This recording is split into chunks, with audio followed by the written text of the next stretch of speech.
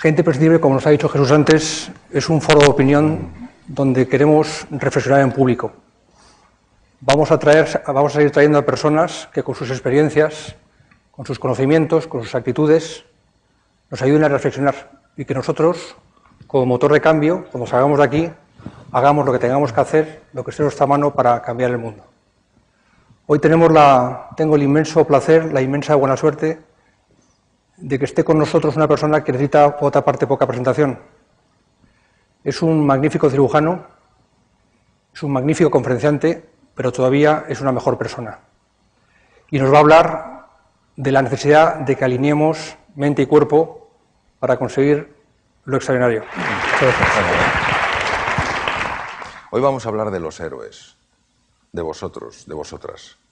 No de héroes de estos que aparecen en los cómics, sino los héroes del día a día. Porque ¿sabéis lo que pasa? Que a veces necesitamos recordar quiénes somos en realidad. No nos subirá la arrogancia, no nos tenemos que asustar.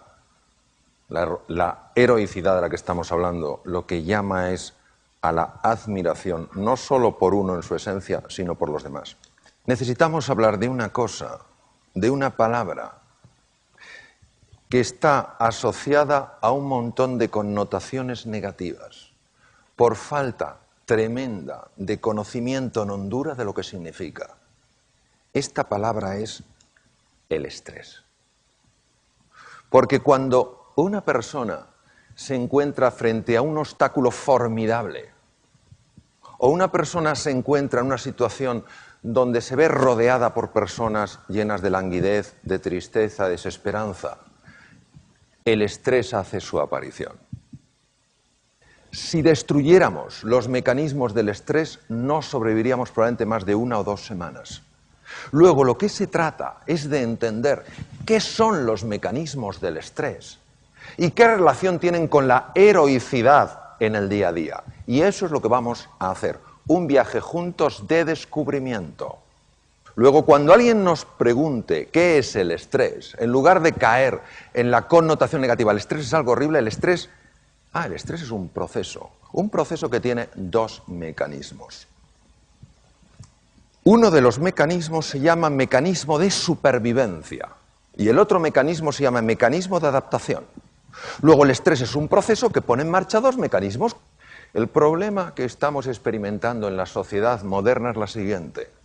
El mecanismo de alarma, cuando se pone en marcha de forma esporádica ante un peligro, alguien que viene con un cuchillo y tengo que salir corriendo, un depredador, un autobús que de repente va a pasar, yo voy a cruzar y me quedo paralizado y no me atropella, esos mecanismos de supervivencia están muy bien cuando se activan de forma esporádica.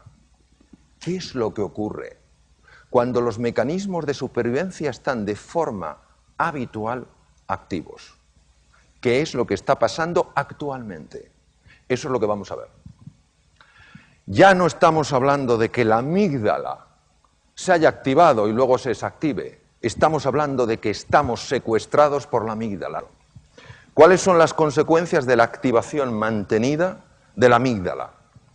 Pues el corazón, cuando se activan los mecanismos de supervivencia, puede trabajar 5 veces más. Ya os podéis imaginar que el corazón trabajando 5 veces más de forma continua acaba generando patología cardíaca.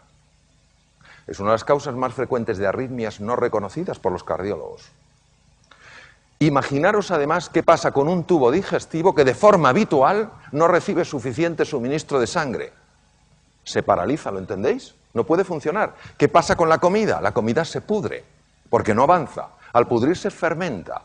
Al fermentar se dilata el estómago, se produce lo que se llama meteorismo, es el gas en el estómago, y empieza a subir el ácido, el famoso reflujo.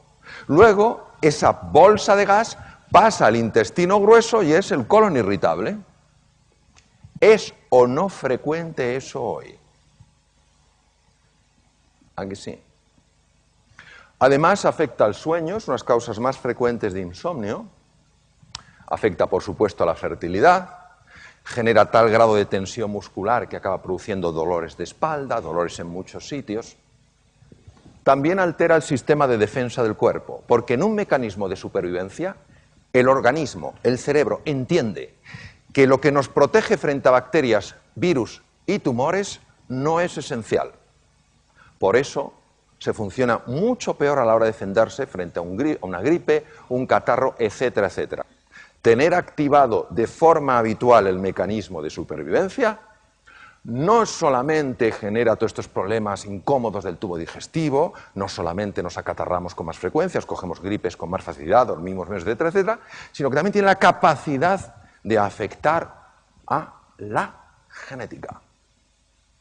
Afortunadamente tenemos también otros mecanismos de adaptación. Los mecanismos de adaptación son muy interesantes. ¿Por qué? Porque nos ayudan ante la dificultad de una manera completamente distinta a los mecanismos de supervivencia.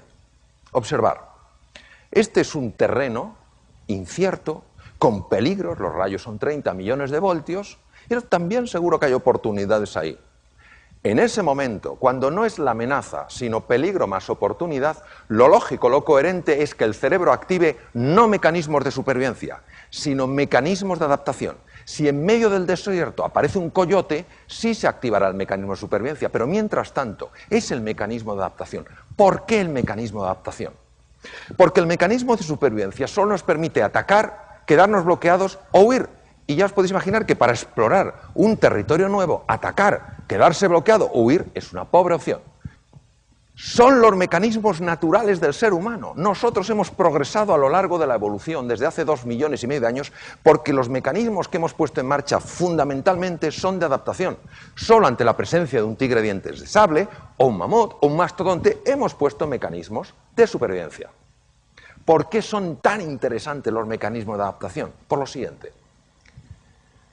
Cuando el cerebro pone en marcha ese mecanismo, a diferencia de cuando pone en marcha el de supervivencia, la sangre no va a la amígdala, sino que va a la zona prefrontal, la zona clave para prestar atención, para ver las cosas con perspectiva, para tomar decisiones y para aprender.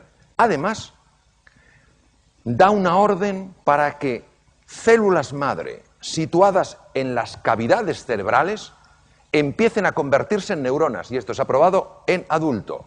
Por eso el mecanismo de supervivencia es el que nos ha permitido aprender cómo entender ciertos patrones en entornos nuevos. Activa la creatividad, la capacidad de atención, la perspectiva, la memoria.